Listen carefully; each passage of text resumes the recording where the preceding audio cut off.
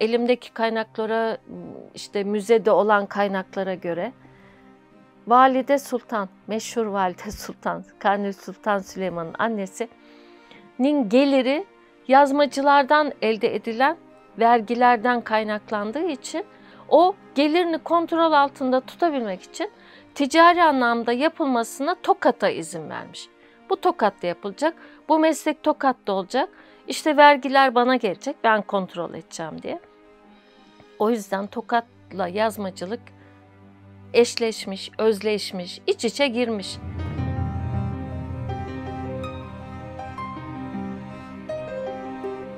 Emel Erdoğan'la sabah 6.30'da kalkar, akşam 12.1'de yatar ve günüm hiç boş geçmez benim. Ben Güzelbahçe'de bir derneğin de başkanlığını yapıyorum ve bu Tokat yazma eğitimini orada veriyorum. Çarşamba günleri oradayım. Cuma günleri benim yan dalım dekoratif boyama. Cuma günleri de onun eğitimini veriyorum. Güzelbahçe Belediyesi'nin gönüllü semt evi öğretmeniyim.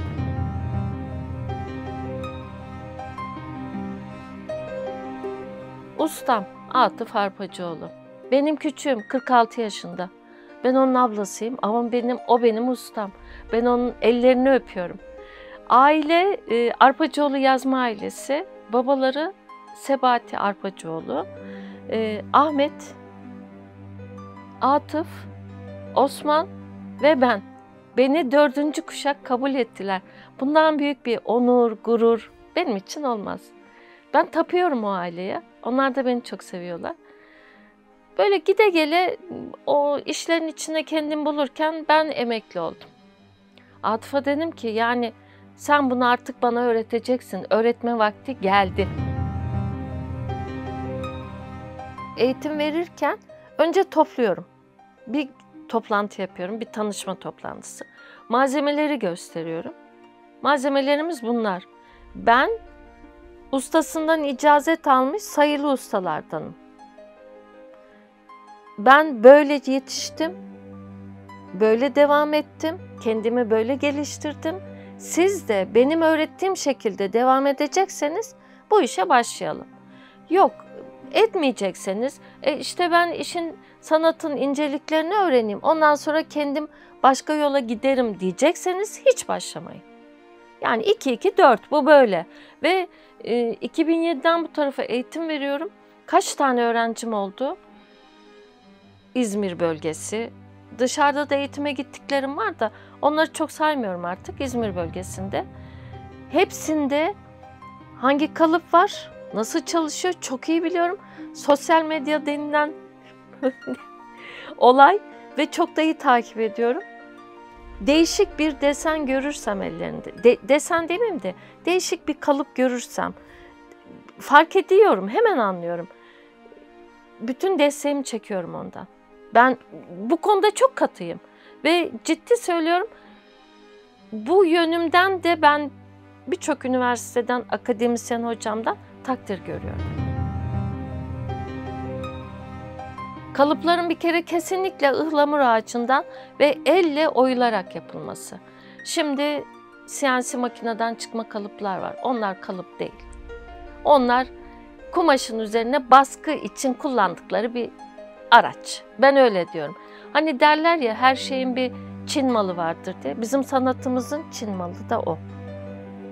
Hazır kalıplar, tekstil boyaları. Ya ne demek? Bizim boya teknemiz var. Boya kazanımız var. Her şeyimiz var. Şurada basacaksın kalıbınla. Yok süngerle pıt pıt pıt. O değil yani. Ellerin boyaya bulaşacak. O boya kokusunu duyacaksın. İçine çekeceksin. Pıt pıt pıt bas. Olmaz ki öyle.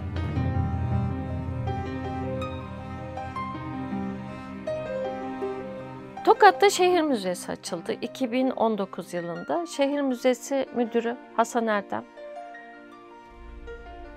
O bana dedi ki hocam burada sergi açalım. Ya Hasan müdürüm dedim ben tereciye tere mi satacağım? Tokat'a geleceğim sergi açacağım. Böyle bir şey olabilir mi dedim. Ama yok dedi senin çalışmaların çok farklı dedi. Hem bizim arkadaşlarımıza da bir yön vermiş olursun dedi. Ben 2019'dan beri Tokat'ta sergi açıyorum. Ve oradaki arkadaşlarıma, ustalarıma demiyorum. haşa, benim onlara ulaşabilmem için hala çok eksiğim var diyorum. 30 yıldan sonra hala eksiğim var diyorum. Orada çalışan arkadaşlara da bir yön vermiş oluyorum. Ne yapabilirim mesela? Gelenekseli bozmadan, geleneksel dediğiniz nedir? Ihlamur ağacı, doğal boyalar, onu ben günümüze uyarlıyorum. Bir kullanım eşyasında illa sofra bezi, masa örtüsü, yemeni yapmam şart değil. Abajurlar yapıyorum, öğrencilerime de yaptırıyorum. Aynalar yaptırıyorum. Ne bileyim bir süsleme eşyasında bir pazenle tokat yazmasını birleştirmeyi çok seviyorum. Bir pazen yastık yapıp onun bir köşesine bak. Yani biraz daha görselliğe çeviriyorum. Beni davet ediyorlar festivallere. Örneğin Akşehir Nasrettin Hoca Festivali'ne gittim. Oraya bir Nasrettin Hoca kalıbı hazırladım. Eşeğe ters binmiş meşhur. Ama ben orada o kalıpla tokat yazma desenlerini birleştirdim. Antep'e, Gaziantep, orada Fıstık Festivali'ne davet ettiler. Meşhur Zeyukma kalıbını ben tokat baskısı desenleriyle birleştirdim. Bunları seviyorum, böyle çalışmayı. O zaman ne oluyor? İster istemez sizin zanaatınız sanata dönüyor.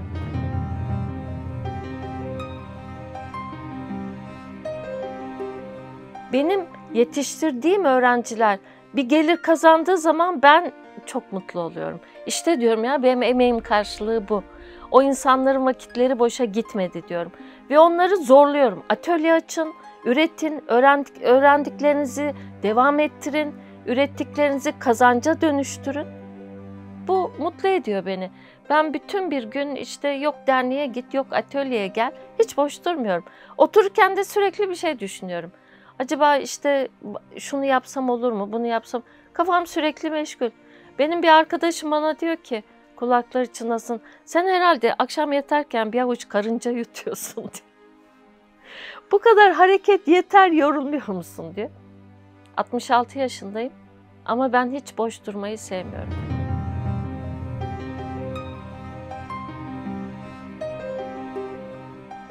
Bu işin ahlakı ahilik kültürüne dayanır ve icazete dayanır. Bir ustadan el aldın, sen de el vereceksin ve bunu yayacaksın.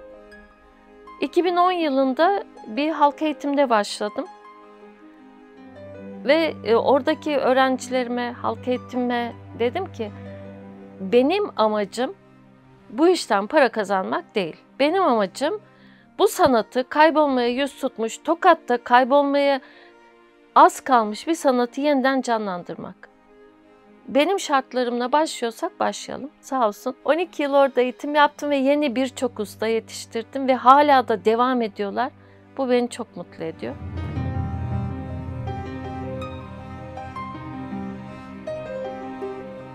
Herkes bizim baktığımız gibi baksa sanata daha farklı olur diye düşünüyorum ama insanlarda öyle bir geçim derdi, öyle bir geçim sıkıntısı var ki isteseler de bakamıyorlar.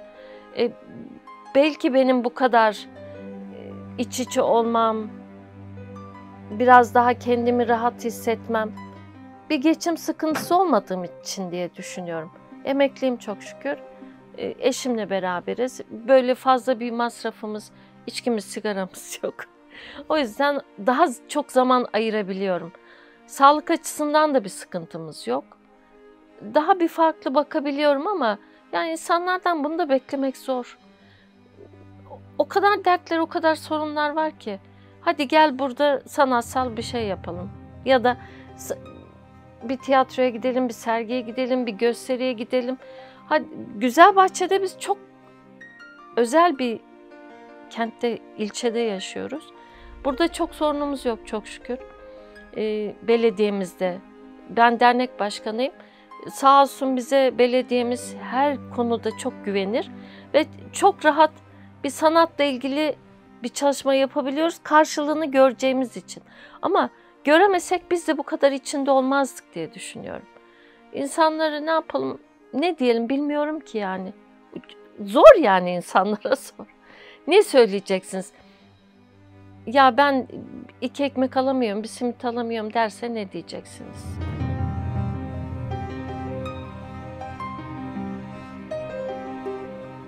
Tokat'ta bütün yazmacı ustaların lakabı vardır. Benimki de Tokat kızı. Ama Adıyaman'da bir arkadaşım var.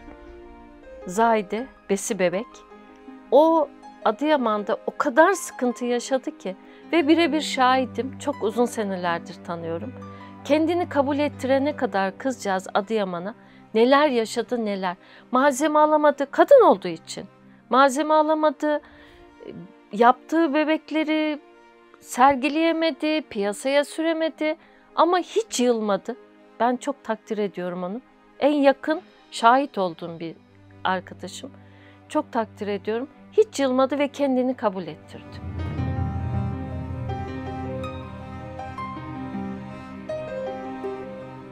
Bizim burada bir Güzelbahçe'de mahallemiz var. Yaka Mahallesi diye. Aynı Şirince gibi çok güzel bir mahalledir. Benim atölyeme de yakın. Orada o kadar güzel bir mahalle ki ya, ben dedim ki arkadaşlarıma, ya bu mahalleyi canlandıralım, bir şeyler yapalım bu mahalleye. Ne yapalım? Bir sürü kadın var burada. Evde oturuyor. Bir de kültür olarak da gıda, yemek kültürü var. Bunları harekete geçirelim. Hazırladık bir dosya, gittik belediye başkanımıza. Biz buraya otantik pazar kurmak istiyoruz dedik. Ve kurduk. 15 yıldır bu pazarımız devam ediyor. Ve 80 yaşında teyzemiz Elif teyzem bana dedi ki bak kızım dedi, bu ayakkabıyı dedi kendi kazandığım parayla aldım dedi. 82 yaşında. Ya bundan güzel bir şey olur mu? Ve herkes ürettiğini satıyor orada. Biz de dernek olarak el sanatlarımızla oradayız. Çok güzel, değişik bir pazar oldu ve 13 yıldır da devam ediyor. Orada işte 80 yaşında teyzem kendini dışarı salıp ürettiklerinle kazanç sağlayabiliyorsa bunu 20 yaşındaki de yapar, 30 yaşındaki de yapar. Emekli olmuş kendini eve kapatan da yapar. Oturmayın, çıkın. Kadınların arasına karışın. İnsanlar demiyorum, kadınların arasına karışın. Herkesin kesinlikle karşısındaki kadına vereceği bir bilgi birikimi vardır. Ondan alabileceği bir şey vardır. Karşılıklı alışverişle hayat daha güzel olur.